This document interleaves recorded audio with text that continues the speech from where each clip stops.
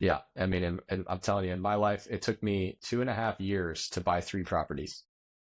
2.5 years. No coach, no systems. And the third one, I lost $64,000. It's like, dude, I hired a coach.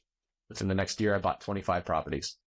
Every year after that, I've bought over 25 properties. Like, it just comes down to there's a system, there's a way to do it. And if you're willing to put in the effort, like, you don't have to recreate the wheel. You just got to go find someone that has the wheel and copy it. Yeah, man. Before we bring this episode into a close, do you have any kind of final thoughts or messages that you want to leave people with? I would just say, if you're sitting there and you still listen to this and you don't think I'm an asshole at this point, then I would say, like, dude, it's not too late.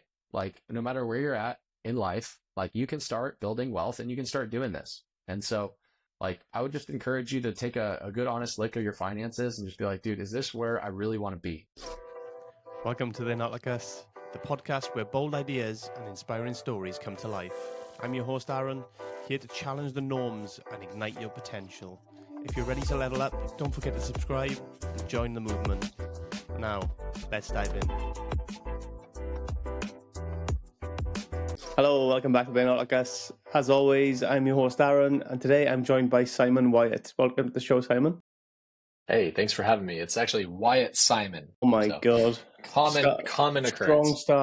Strong start. Wyatt Simon. Sorry, mate. Can you tell people a little bit about yourself, please? Sure. Well, I'm probably best known for I built a $20 million real estate portfolio in my 20s, and then I've built several other businesses, and now I get to help other people build wealth and live a life of freedom. So that's my story, and I'm sticking to it. How did you get into kind of real estate and stuff then? Yeah, so I didn't start off like that. That's for dang sure. I actually failed at my first job out of college, right? To be honest with you, did not care about much at all except for basketball. Like, loved basketball as a kid, got B's because that's what my parents told me I had to get in school. So it was like, just do whatever I had to do, never read a book, just played basketball as hard as I could. Went off to play college basketball at Doane College, which is a super small school in the middle of nowhere in the United States in Nebraska. And that was where 5'11" white guys played basketball, which was me. And it was about junior year in college that I realized I wasn't going to make it to the NBA. And at that point, it was like, okay, well, what should I do with my life? Because I've been centered around basketball my entire life. And I read a book called Rich Dad, Poor Dad. You ever heard of that book, Aaron? Yeah, I got that. Awesome. So awesome book, The Purple Bible. And that book really taught me that, assets can work for you while you sleep so that you don't have to work for money. And I was like, man, I don't want to keep trading my time for money the rest of my life. So it was that systematic book that planted the seed. And then there was a lot more stories of me failing and failing and failing until we got something right, and then failed a whole lot more after that until I got another thing right. It was the Rich Dad, Poor Dad, to answer your question, is what started everything. Cool. It's real estate for me. So I invest. I don't have any real estate. I do kind of just stocks and shares, essentially, invest and different kind of stuff. But how do you get into kind of real estate? Because surely you need a lot of capital for that, right? Great question. And, that was the first thing that I encountered, was like, okay, you have to have so much money to do this. I knew that Rich Dad, Poor Dad told me, was like, okay, get assets. There's one problem. I literally had a negative net worth. I was failing at my job. Like, I was so broke. I rented a house with 3 other dudes. I put my house, my room, on Airbnb and slept on the couch just so I could pay rent and go to concerts with my buddies. Like, I was broke.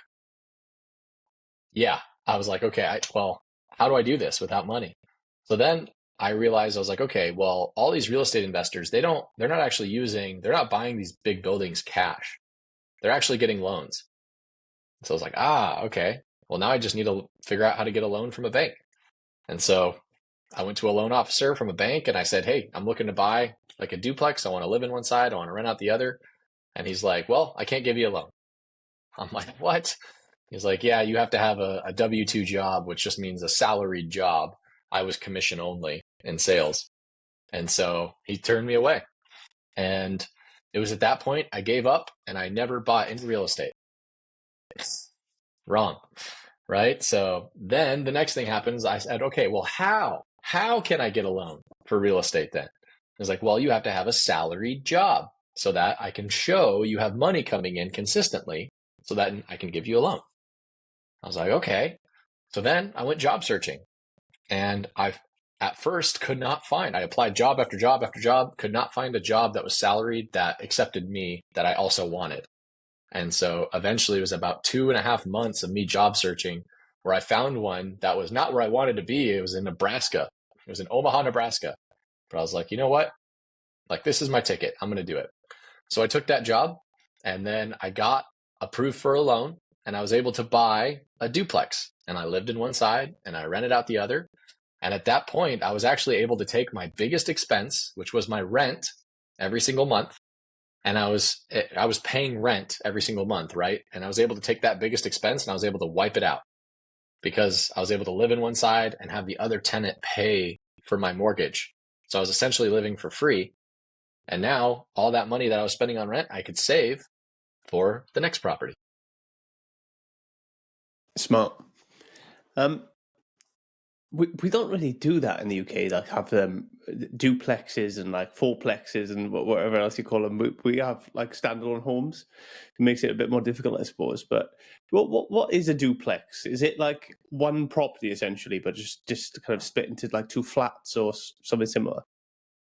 Yeah, I could think about it as like a one property, one big box that's built and then split in half. And so it shares one wall.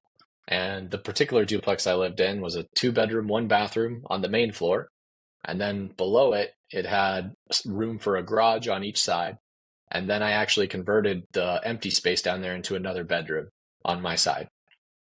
And so, yeah, but duplexes are just standalone boxes that split in half. Fair enough. So you got that, you started saving up, and then I assume you went and bought some more property as soon as you could? Yeah. And the next thing was I was like, okay, this worked. I was able to just erase my mortgage, my rent payment. Like, this is awesome. Like, how do I get more of these? Well, problem was, it was like, well, you have to pay 20% down to get more of these. And if you're talking about like a $200,000 house, which is cheap now, right? But $200,000 house, like that's 50 grand. That's going to take me a long time to save up. And so then I learned about this little strategy called the BIR Strategy. And the BIR Strategy stands for buy, rent, finance, repeat. And so the reason that's so powerful is you can buy a property, improve it, just like if you were to flip it, do the bathroom, do the kitchen, do the flooring, do the paint, have it be worth more. And then instead of actually just selling it and flipping it and taking your money, you can actually just buy it, improve it, and then the bank will give you a larger loan balance on it and pay you your money back as long as you improved it enough. And now you can rent that out and keep a tenant in there. So you can basically get a property for free. And I'm like, dude, are you kidding me? Like, that was light bulb moment when that happened. And so at that point forward, I was like, okay, I'm going to do as many BIRs as I can. And from that point forward, I'll just tell you the first one, it took me 6 months to find. So it was my 46th offer. And I finally had somebody say yes. I did it. And then, by the way, I'm not handy at all. Like I am not a handy guy. And so when it came to fixing it up, I was like, geez. So I asked a buddy that was on my basketball team. He was the center of our basketball team. I was like, Nate, I know you grew up on the farm. Like, would you rehab this house with me? And like, just, I'll pay you $25 an hour. I'll do whatever you tell me to do. I'll work under you. Like, can we do this thing? And so literally for 6 more months after work, because I had a full-time job, after work, we're going to the property. We're fixing it up. I threw my back out on the property, jackhammering concrete, like all the things, dude. And we finally got it rented. And then finally I took it to the bank and I bought it for 100. It appraised at 150. I'd put 22K into it. 80% of 150 is 122. So the bank gave me a loan for is 120. The bank gave me a loan for 120. I was 122 into it. So essentially I bought that house for $2,000 and got a tenant in there. And it was just like, boom, proof of concept again. there we go. And then fast forward, I've had a lot of other failures, but long story short, I've done the BIR strategy now over 40 times on both single family and multifamily buildings with 6-figure and 7-figure exits. And so it's a great strategy. Do you ever sell any of them, or you just kind of holding them and renting them all out? Sometimes. Depends on what the exit strategy is. But yeah, we, I bought and sold over 40 properties last year. Sounds like a lot of work, man. Do they all need work when you buy them, or they all kind of refurb as well? So it depends. The way that we have done it now, I guess fast forward. So in my journey, went from doing the BIR strategy to built a portfolio. And once I got to a certain point, I stepped away from my job and I started a property management company. And that was a whole grind in itself. Now I've got 6 full-time employees that run the property management company in the portfolio. So I'm really not too involved in that anymore. And then we started buying homes and just reselling them. And we got to a point where we have so much demand now on investors that we'll just buy them and sell them to investors that want to do the work, because we got really good at finding where the deals are. Yeah, I suppose, because that's the thing that would be probably annoying for me, is kind of dealing with tenants and looking after properties and people and stuff, and all the complaints and all the other stuff that you probably get. Yeah, I mean, it's not for everybody. I can tell you. Yeah, I can tell you one story. So I had my wife and I are sitting on the couch one day, and I just hear this huge, this bike just pulls up in our neighborhood. There's a big Harley. You can just hear the motor just humming, and then it parks right outside of our duplex that we're living in. And my wife's like, "Do you know this guy?" No. This huge guy in a Harley pulls up to our door, knocks on the door. "Is Wyatt home?" I'm like, he knows my name. Okay. So I open the door. He's like, "Hey, this is Mike. You owe me money." Okay. This guy that I've never met before is asking for money and knows where me and my wife live. My wife is freaking out on the couch, right? She's like, this is not okay. So I step outside and I talk to him, and turns out my maintenance tech that was a full-time employee that was supposed to be rehabbing a unit for us was subcontracting. He had hired this guy, unbeknownst to me, and was still recording that he was doing work, even though this guy on the Harley was doing the work. And then he told the guy on the Harley that I wasn't paying him and that he needed to come after me for payment. And so after we uncovered this, I let him know this is what was going on, and that I could show him receipts of me actually paying the maintenance tech that I fired, right, shortly thereafter. To which Mike on the Harley said, "I don't care." And I said, "You got to go after this guy, because I don't have your money. I've already paid this guy." And he steps closer to me, just takes one step at me and says, "You can't squeeze blood out of a turnip." Meaning the other guy's a deadbeat and I want my money. And so eventually me and Dirty Mike, as I lovingly refer to him, came up with a settlement where he went away and then I let go of the terrible maintenance tech. And my wife and I moved locations. That is not ideal, I'd say. Not ideal. I mean, it's quite clever from that tech, though, to be fair, to get somebody else to do all his work for him. Well, not so clever when you're out of a home, out of a job. Yeah, just a dumbass in general, to be honest with you. But I tell you this story because honestly, if you're going to get into real estate, you got to ask yourself what kind of a person you want to be. Do you want to be a passive real estate investor, or do you want to be a real estate operator? Because those are two very different things. People a lot of times get into real estate saying, I want to get into real estate for these passive cash flow, but then they end up dealing with Dirty Mike and the tenants and all these other things. But it's in all reality, you can be a real estate investor by just buying a property and hiring a property manager and not having to do with anything, right? That is the passive cash flow people talk about. Yeah, I think that's what a lot of people that I know do, is they'll do the work on the front end, but then they'll get a property management company in to put tenants in to manage the tenants because they don't want to do that side of it. There's businesses in everything. And in real estate, there's several businesses, right? And so you got to realize, do you want to be in a certain business or do you just want to be the investor? And so if you're doing the work on the property, then you're in the contracting business. If you're giving the loan on the property, then you're in the loan business. If you're finding the deal, you might be in the realtor business, right? Or the wholesaling business. Or if you're managing properties, then you're in the property management business. You're not in real estate as a real estate investor. You're doubling up.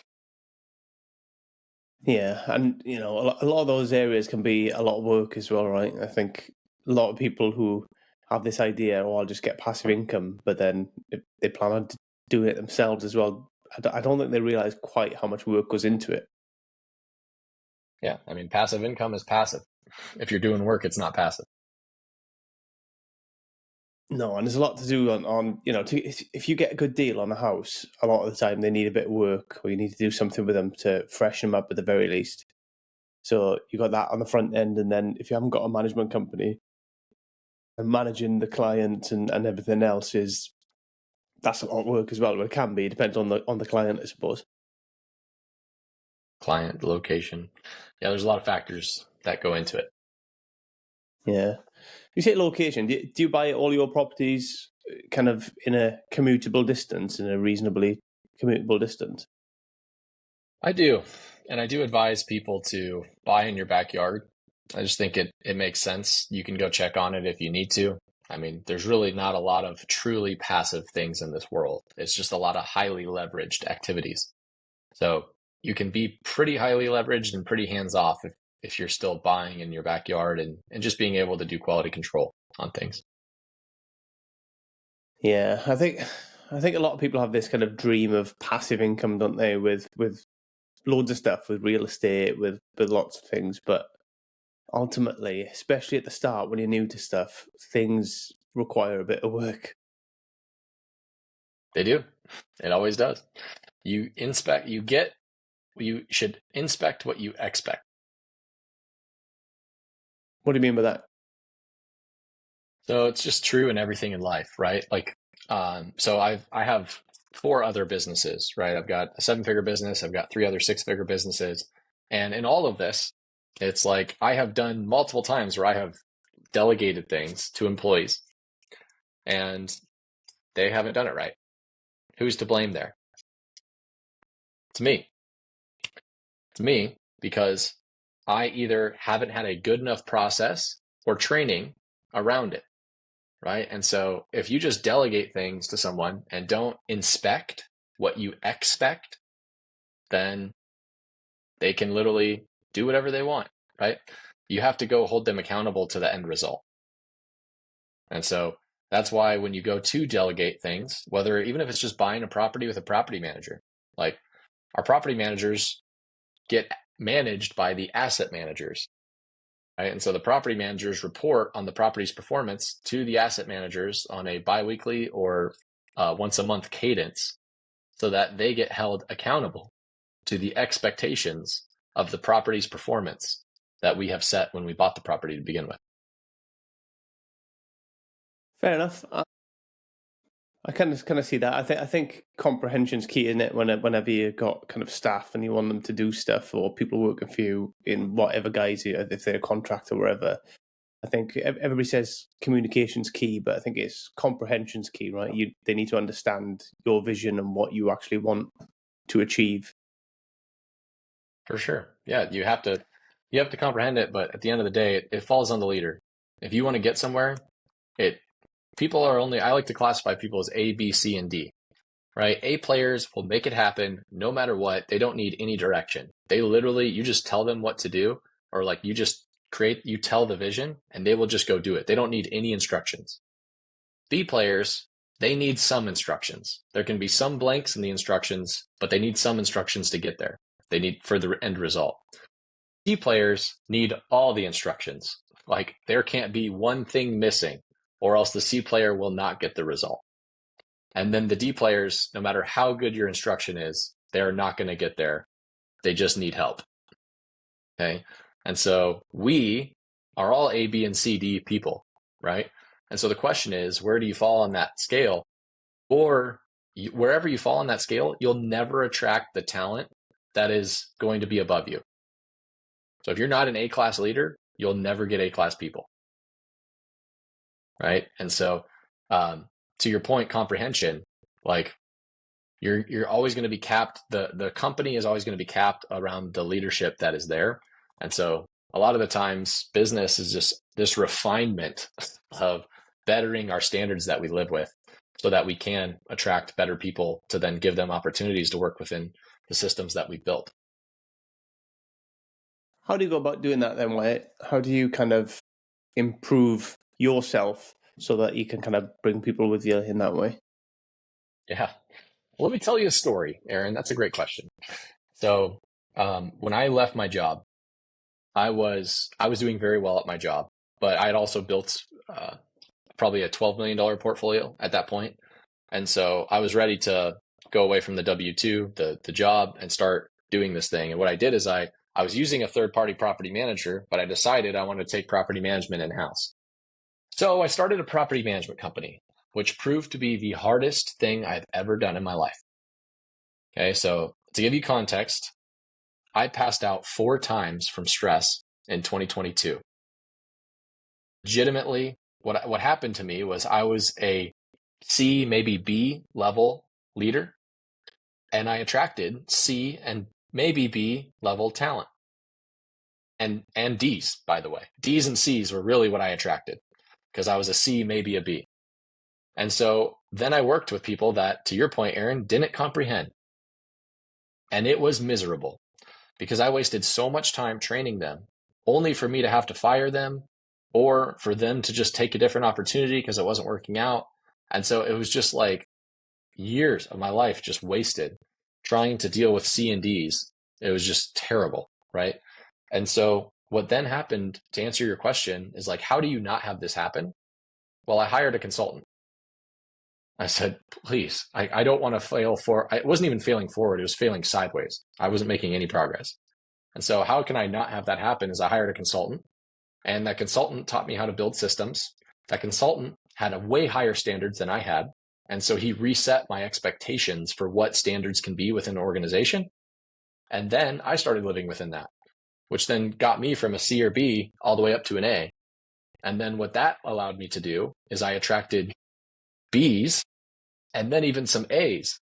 And as soon as I got B's and A's on my team with systems, my entire life changed. Yeah, I suppose that does make it easier, especially if you've got a system that's repeatable and that people can kind of, follow and stuff. It just almost makes it foolproof, right? Close as you can. Yeah.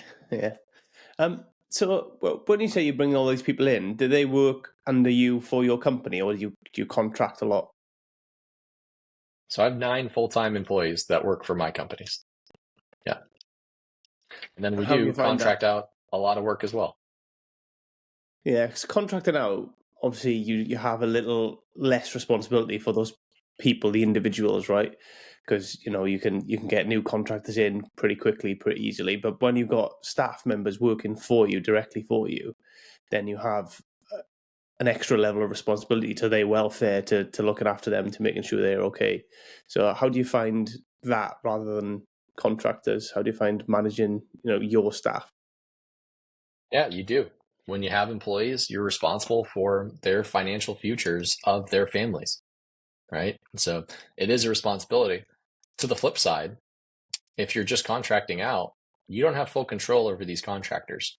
They can go do whatever they want. They can go take another job, right? And so when we really sat down and looked at it, we wanted to really operate better, more efficiently. When we had turns and remodels and things that we needed to get done, and we were at the mercy of contractors that showed up and had delays, well, now we didn't have control over that. So at this point, we said, all right, how can we take this in-house and have a lot better control over the outcome that we want? And that was when we started to hire full-time individuals, and we provided them a good opportunity with good leadership. Hopefully they feel. Everything in life you have a client journey, you have a value system, right? And so we cast the vision of the company, We say our core values for our company, and then we go out there and we only find people that are good fit for the company. And that's how you build a culture. Yeah, I think that's important, right? Get people that actually fit, and that's crucial with all recruitment, really. And I think where a lot of people go wrong is they don't set that out before they hire people. They don't know what kind of values that they want, because otherwise, when we're just interviewing people, they might tick all the boxes in an interview, but when they come and have to work alongside us, they might be completely opposite in the way that they operate, their values that they have, and the maybe even the work ethic that they bring to the team. There can be a lot of differences that are almost intangible when you come, if you're just doing an interview talking about this is your roles and responsibilities without including the culture element. Yeah, on every single interview. So we have 5 core values that we run our company on. And on every single interview, we're not moving forward unless we check every single box that they check our boxes, right? They could be the most skilled person in the world, but if you're not going to fit our company's culture, then we don't want you. How do you kind of develop that culture even more when you got people on board? So within your team, how do you develop the culture and keep growing, really? Because if you're not growing and moving forward, you're going backwards, really, right? Because everybody else is. Yeah. So we run on a rhythm. So you develop rhythms within the company so that things continue to move forward, right? One of the rhythms that we do from Traction, it's sitting on my bookshelf over here, is we run what's called level 10 meetings. So every single Monday, we have a cadence to how we run our meetings. And that cadence helps us, number 1, build culture. Number 2, share successes. Number 3, fix any issues that we have within the company and get anything that there is out there while we're all together. So that's the purpose of a level 10 meeting. It doesn't just stop there, though. We also have checks and balances, right? So every single day, every employee is responsible for creating an end of day report for what they did that day and just recapping that. And by the way, we also have scoreboards for every single employee's performance. So every single employee has a key performance metric, KPI, key performance indicator, KPI, for what they're responsible for. For example, our property managers are responsible for keeping the properties occupied, right? And so they say, what is their occupancy for their region? And that's broadcasted along with how many leads they had, along with how many showings they had, along with how many applications they had, along with how many leases they had every single day. And then they report on their performance within that end of day report. That's cool. Do you discuss any kind of the intangible stuff while you're in their meetings, the kind of stuff that you can't measure? Because the stuff that you can measure is easy, right? Because you've got the statistics, you can, the hard facts and numbers. You can say this is where we're at, this is working, this isn't working. But what about the kind of like softer skills and the stuff around that's difficult to measure? I mean, everything is measurable. We make it very simple. You have 1 to 3 metrics that you are responsible for hitting. You hit that, you'll keep your job. If you don't hit that, you'll get put on a performance improvement plan. If you can't do that, then you will be let go. And so the intangibles, like you said, is the reason why I passed out 4 times from stress. Like you can try to make it too complicated, but at the end of the day, it's pretty simple. Like you're either doing your job or you're not. And like at the end of the day, we don't pay you to have intangibles that don't mean anything because we're losing money. Yeah, I get that. I suppose from my point of view, I think I get why you need performance metrics, and performance is important, especially when you're running a business. You need ultimately you need the money coming in. But I still think there are intangibles that are important that you need to consider, that you can't just brush aside. And you have other factors, don't you, in people's lives, stuff going on and stuff like that. You can't separate and somebody who comes to work to do a job, who might be doing a good job, from all these other factors in their life that no doubt will have an impact on them at some point. Yeah. How many employees do you have, Aaron? I don't have any employees as such. I kind of I've worked in supervisor roles a lot, and I've supervised a lot of staff. And from my experience, anecdotally, I find that people are better on it when you deal with them on a human level rather than statistical. If you get the human level right, the rest follows. In my experience. I appreciate your perspective. Yeah, we do. We do deal with the human level. However, that's why we give an opportunity for a performance improvement plan. Right? If someone's not performing, we figure out why. We give them everything we can to equip them to be successful. But it's on them to do it. It's not on us. Yeah, I get that. I do get that. I think just from obviously it just sounds really cutthroat, to be fair to me. That sounds quite like, straight to it. So when does the performance improvement plan come out? After a month of not hitting targets? Depends on what the target is. If we see a pattern, then we will talk to them. If that pattern continues, then we will write up a performance improvement plan with equipping them everything they need. And then if the pattern continues, at that point, we have to make a change. Yeah, it's just getting that balance right, isn't it? I mean, there's a place for it, definitely. And I think it's just about getting that balance right and doing it in the way that gives them enough of an opportunity, really. Because, I suppose with anything in life, there are peaks and troughs and waves, and nothing is ever perfectly linear. So, to expect something to be linear, and if it's not, then you got on a performance improvement plan is a bit much. We expect it not to be continuing on a downward trend. So if it is linearly continuing on a downward trend, we have an issue. Yeah, I agree. If the overall trend continues down, then that is an issue. But I suppose you just got to allow a little bit of wiggle room for the waves and the inevitable fluctuation, right? Because business, life, everything it's like the stock market, right? You're after that overall trend, but there's going to be ups and downs within that. It's not going to be a straight line up because that's just not practical, right? For sure. And we don't expect it to be practical, but we do expect it to go in the right direction most of the time, right? Yeah. I will say too, I mean, maybe it sounds cutthroat, but like we do a lot for our employees. Like there's our employees right now, like one of our employees is having her father's in the hospital, right? And so we're giving her time off right now. And she's not hitting all of her trends right now, but we're still giving her time off to let her have the healing that she needs with what's going on in her personal life.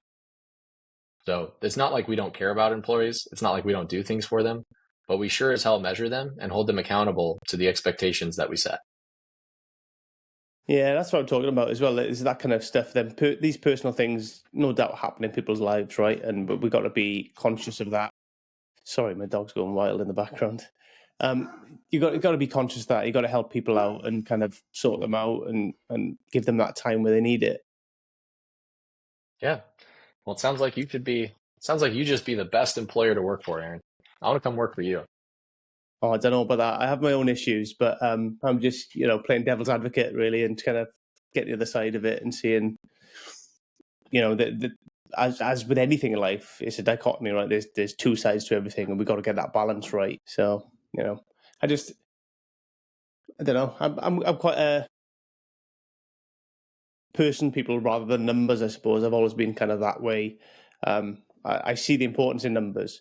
I just don't like to hang everything on it. Do you disagree?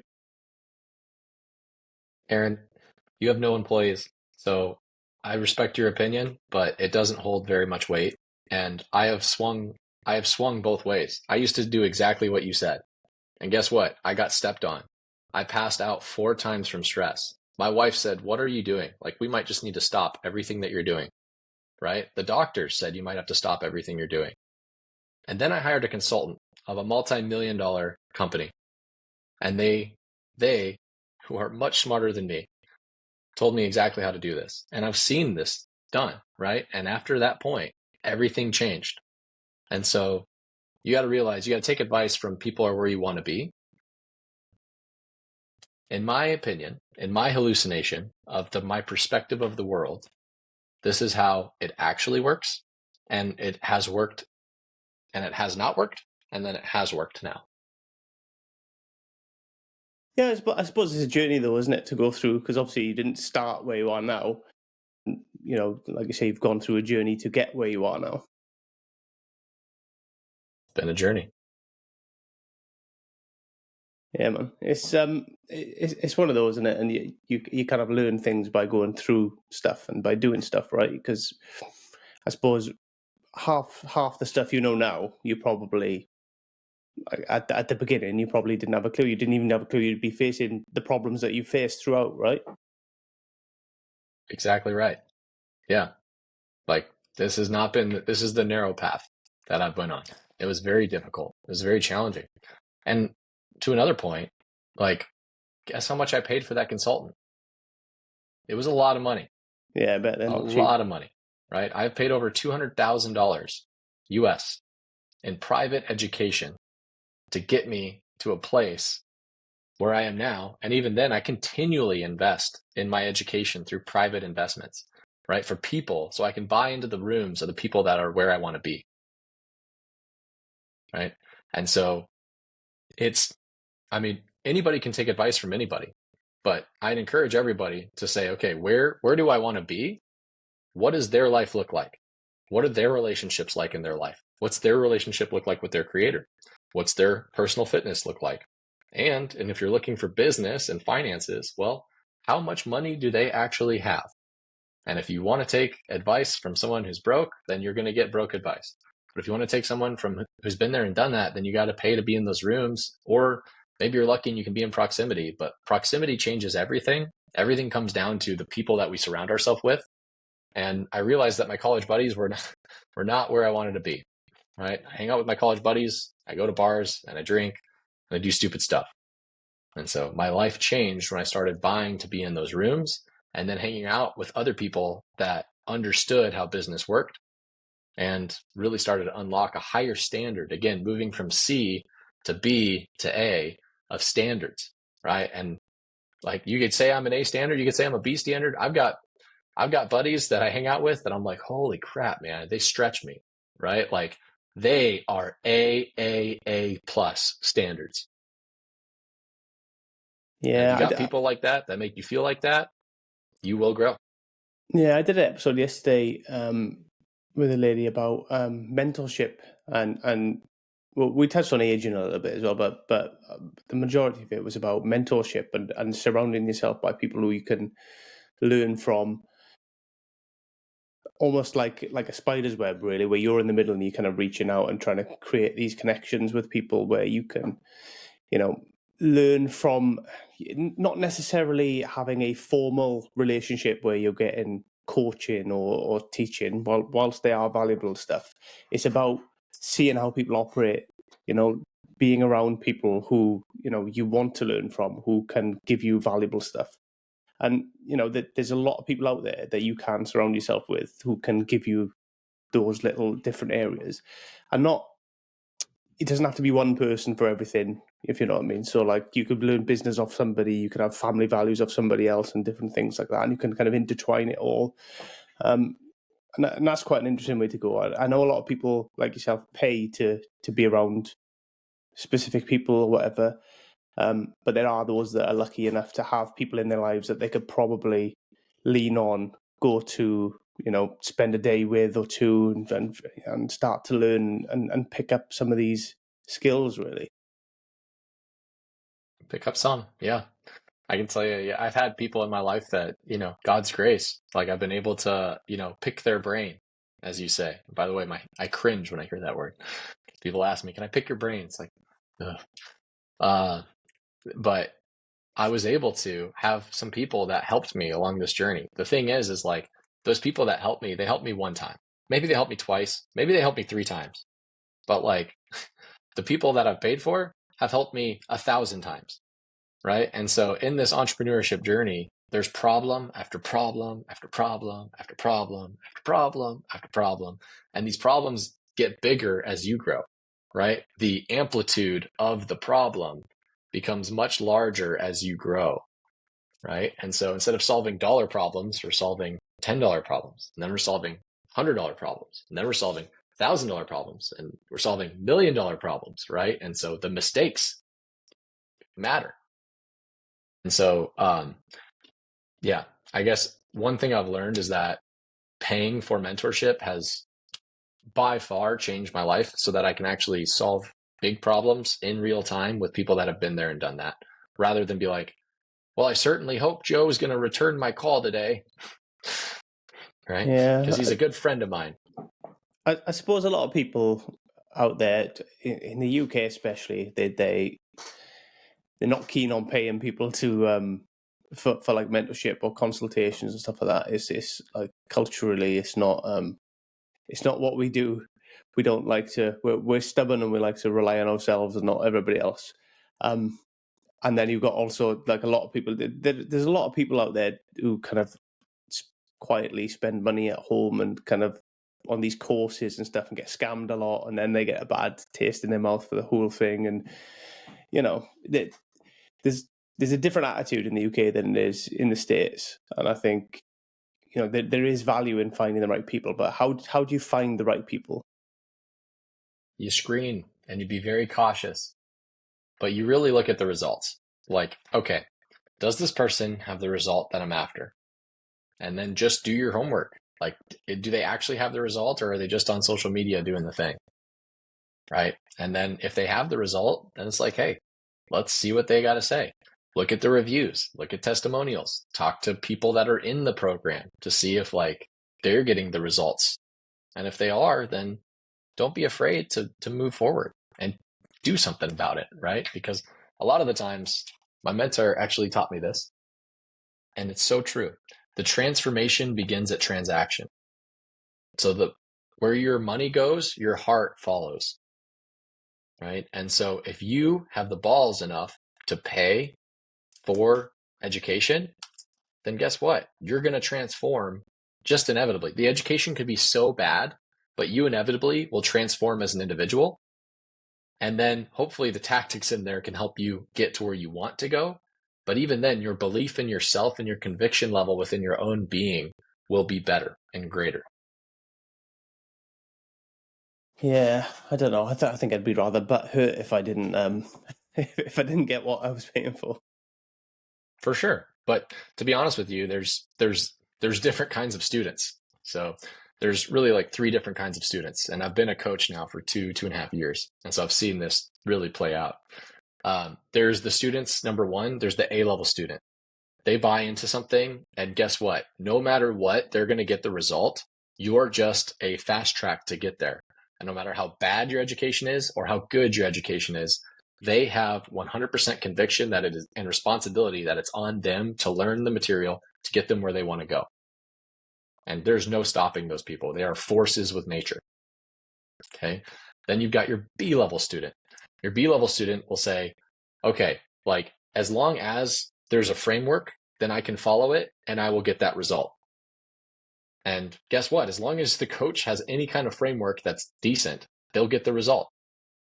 And you got your C-level student that legitimately, like the framework's got to be there and it better be dialed, or else it's not going to be, or they're not going to get there, right? So your coach better be dang good. And then you got your D-level student that, again, like your coach could be amazing. The framework could be the best in the world. And they're just a person that like legitimately can't do things. Like they have to rewire their own self-discipline and their own conviction to get the result. Otherwise, you can't help them. Yeah, I think with coaching as well, though, I think there needs to be a level of connection, right? It's a relationship at the end of the day. So if you're going to get a coach, you need to have somebody you can connect with in a way that you're going to buy into it. If you're not buying into it, then they're not the right coach for you anyway, right? So there's going to be coaches out there that you just don't vibe with. They're just not the right ones, and you need to kind of figure out before you join any kind of coaching, is this person a good fit for me? Are they going to bring out the best in me? Absolutely. Yeah. Everybody vibes with someone different. We all could be saying the same thing, but we all have our own flavor on it. And so you got to make sure that you're magnetized the person that you like. Yeah, and it probably goes the same way for coaches as well, right? You need to find people that you want to work with, that you enjoy working with, that you can actually have an impact on. Because if you can't have an impact on them, then it's going to be an uphill struggle for you as well. It's just you're just not going to enjoy it, right? Absolutely. Yeah, that's why you call it magnetic marketing. You do magnetic marketing that are polarizing. You polarize the people you don't want to work with, and you attract the people that you do want to work with. How do you find people that you want to work with? How do you do that? So I like working with action takers, right? I am an action taker. Like, you don't have to tell me not to do something. You just need to tell me which way to do it, right? And I'll be like, okay, great, let's do that. So like, and I like working with people that have an entrepreneur mindset. It's like, okay, yes, I believe in maxing out on life. I believe that wealth is a tool. Perhaps I'm a Christian, right? I am a Christian. And so like, those are my people. Like, do you believe in God? Do you believe in maxing out your life? Do you believe that money is a tool, not a character trait, but a tool to help develop whatever your character trait will go to? And then are you bought into like, I'm going to take action. I'm going to go make stuff happen. Right? Like that's my crowd. Yeah. How do you kind of filter them out though? How do you figure out who's who? You just make content and you're attracted to people that engage with you. Right? This podcast is content. I can tell you right now, Aaron, based on our conversation, there's going to be employees out there that are listening to this and be like, Wyatt's a real asshole. Like, this guy would be terrible to work for. This guy would be an awful coach. Right? And at the same time, there's going to be people out there that are like, you know what? This Wyatt guy, like, I think he might be onto something. At 30 years old, he did what? Like, I want my life to look like him. Like, and this guy seems like he's really passionate about life. And so I want to do what he's doing because I want to have employees, because I want to help people's family, because I want to help my own family, because I want to have freedom. Yeah, man. I mean, that's what happens on social media, right? Anyway, all the best marketers do polarize people, right? Not even just the marketers, the people who find fame nowadays and make money from being creators is by polarizing people, so that you find a hardcore group of people that really believe in what you're doing. Seems to be the way that the kind of modern society's gone anyway. Yeah, I mean, it's just natural. It is a natural selection of we hang out with people that we like and trust naturally. Yeah, it's an evolutionary thing, isn't it, as well? That we align ourselves with people that we like, we look up to, or have traits that are either similar to ours, or sometimes it's the traits that fill the gaps that we don't have. But yeah, it's more prevalent now in the social media age, I think, the polarization than it ever was before. Yeah, I mean, that's what social media does. I mean, it is a natural thing that happens. You look at prisons, like in prison, especially unsafe prisons, like you go with your color, right? Like, as stupid as that is, right? Because why see color? But you do in prison, right? And so, we're not in prison, thankfully, and color should be irregarded. We're all people. However, like, this is a natural thing. And so in social media, it's just whatever your flavor is, whatever your personality is on the inside is what social media is going to cause. It's what the algorithm is going to keep showing you as you engage in it more. And it's the world we live in. Yeah, it's definitely. I do. It does concern me a little bit, though. It's very much becomes like an echo chamber. There's no, because I also believe that you need to challenge your own thinking as well. You need to critically think about stuff, and a lot of people get kind of put in this bubble on social media, and then they put themselves in the same bubble where they think it's never challenged. And how do you grow if you don't challenge yourself? Because I'm not saying what you think is wrong, but what you think, if nobody ever challenges it, then you never actually fill in the gaps and the holes in why you believe something. Even so, like, somebody could challenge it and you could actually strengthen your belief, because you've realized X, Y, and Z. You've thought about the other side of it. But if we never do that, then I think that's a recipe for disaster, to be honest. Yeah, I agree. You should always be challenging why you believe something. If you stick with why long enough, it usually comes back to the fear of I'm not enough. and I won't be loved if I don't believe in this, right? Or if I don't do this action.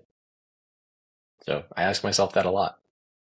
Yeah, and it's important, right? It's important. It is important that we challenge ourselves. We challenge, because by the sound of it, you've changed some of your beliefs as you've gone through, and you wouldn't have done that if you hadn't challenged them and considered other ways of working, other ways of thinking, and I think the first thing to do whenever you're kind of doing anything, really, when you're moving forward, trying to achieve anything, is a mindset shift, really.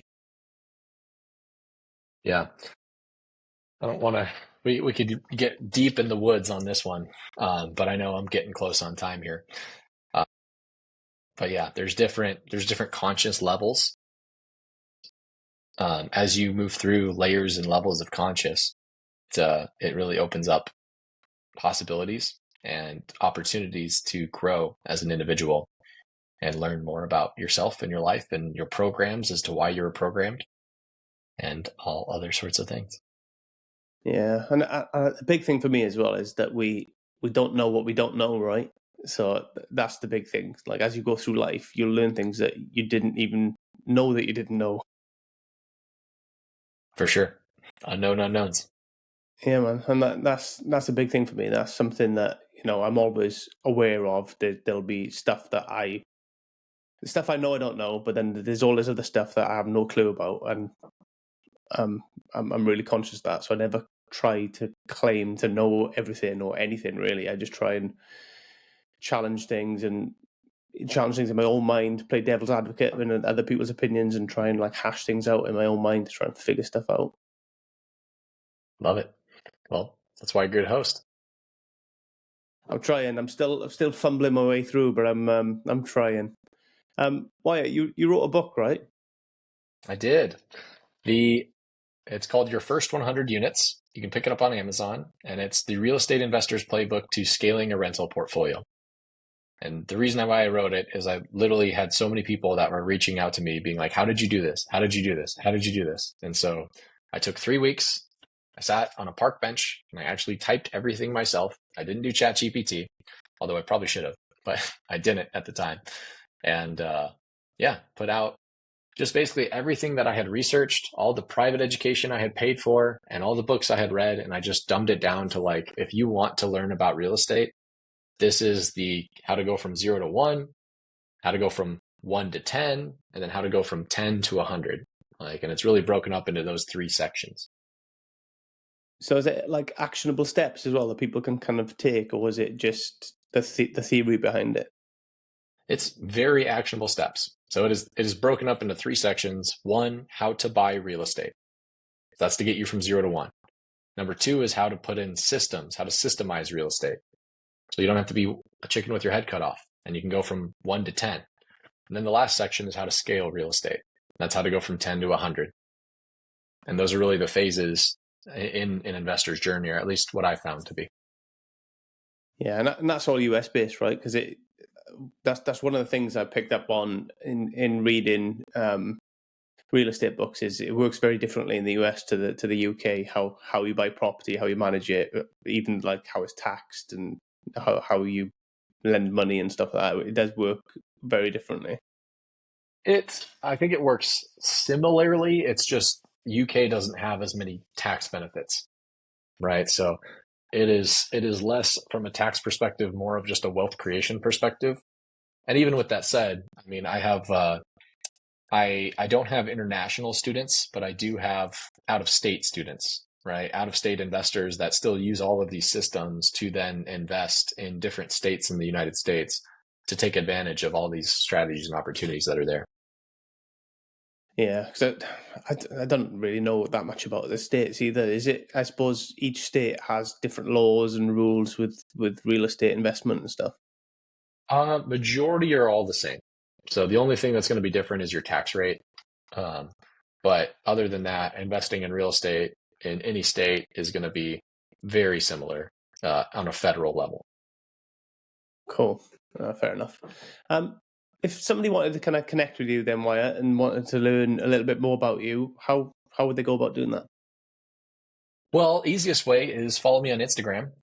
at Wyatt Buys Buildings, WYATT, Wyatt Buys Buildings. So you can follow me on Instagram there. I've got some free resources too. So you can go to my website, WyattSimon.com, and subscribe to my newsletter. So I'll drop some content in there bi-weekly. At the moment, it might bump up to weekly, but if you just want to learn more, it's really where real estate investors that want to build a portfolio can hang out, and I'll continue to document my journey as we keep growing. Nice, man. Is that what you do on Instagram? Document stuff as you're going through and your process and what's happening. Yeah, I mean, one of the best things that have happened to me, one of my luckiest moments. I was in a mastermind, my first ever mastermind I paid for, and I'm in Utah, and I literally owned 2 real estate properties at the time, right? Like, I didn't tell you my third property was a $64,000 failure. Like, and at that point I was like, I need help. And so I hired a coach. And so I got into a mastermind with a coach and everything. So I'm in the Utah mastermind. And one of the guys said, best thing you could ever do is just document your journey on social media. And I'm like, okay, sure. So I started documenting. Anytime I got a property under contract, I would just like take a picture and post it, be like, got a property. And anytime I closed, I'd be like, got a property. And anytime I renovated a property, I'd be like, check out this renovation, right? And so I just started documenting it. And like at first, everyone's like, oh, cool. Good job, Wyatt. And eventually I started buying 5 homes a month. And so it was like I had a full-time job, and I'm literally like posting like 2 or 3 times every time I get a house. So it's like 15 or 20 posts, right? Every single month. And everyone's like, dude, how are you doing this? Right? And so everyone started to ask. And from there, it just kind of snowballed. That was why I wrote the book, and then eventually started a coaching company, because even with a book, it's like, I'll give you all the stuff, but people don't pay for the information, they pay for the implementation. So how can I actually apply this to where I'm at to solve the real problems that I specifically have? And so started doing the coaching thing, and dude, it's been awesome. Like my goal is my mission right now is to create 100 millionaires through real estate. And we've got 3 so far. So 3 down, 97 to go. And it's going to be a fun ride. Yeah, that's important, right? What you said about implementation. I think that's what a lot of people want from kind of coaching and courses and stuff, that they probably feel like they don't get. They get all this information, but they want to know how they can specifically apply it to what they are doing or where they are in their life, right? Right. And you remember when I talked about the A, B, C, and D students? A students just need the guide. They'll figure it out. B's and C's and D's need the implementation. Right. And by the way, I needed the implementation. So there's no shame. like, dude, I was not an A guy, right? I needed help. I got a 19 on my ACT, which I don't know what that means in the UK, but that means I was not very smart. I was not very intelligent. Okay. I needed to be shown how to do it, and I needed someone to hold my hand to help me do it. But I knew that I would do it if you just could show me. And it worked. Yeah, and I think the ones that don't need help with the implementation are probably the ones that could go and figure it out themselves anyway, right? They could, but they still pay for speed, right? Because think about this. If you are not a millionaire yet, right, and you don't have $1 million ticking at 10%, right? That means you're not making $100,000 every single year on interest. Okay. The sooner you get to $1 million making 10% for you every single year, the sooner that starts to compound and make even more and even more and even more. And so the reason why I paid so much in private education is because I understand time is our most valued resource. The more money that we have, the more it can compound. And so that's why people pay for speed. Yeah, and especially if you're trying to do something new and get out of what you're already doing, because inevitably you might be working or something, and if you're trying to do something else, then you probably need, it's probably worth paying to take that time off to get you there sooner, so you can actually start getting that ball rolling and start doing what you need to be doing. For sure. Yeah. Yeah. I mean, and I'm telling you, in my life, it took me 2.5 years to buy 3 properties.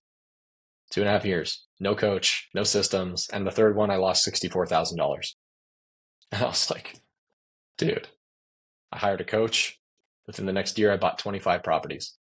every year after that, I've bought over 25 properties. Like, it just comes down to, there's a system, there's a way to do it.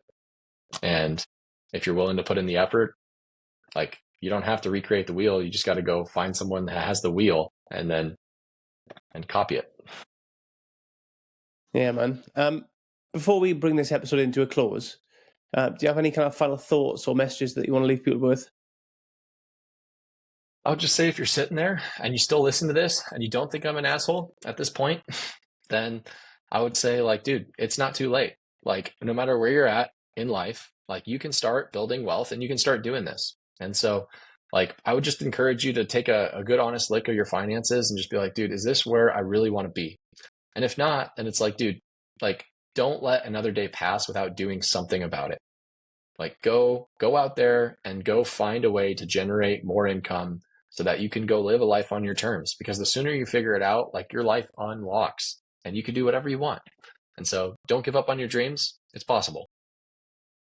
Yeah, man. Wyatt, thank you for sharing your time with us and sharing your knowledge with us. I really appreciate you doing that. Yeah.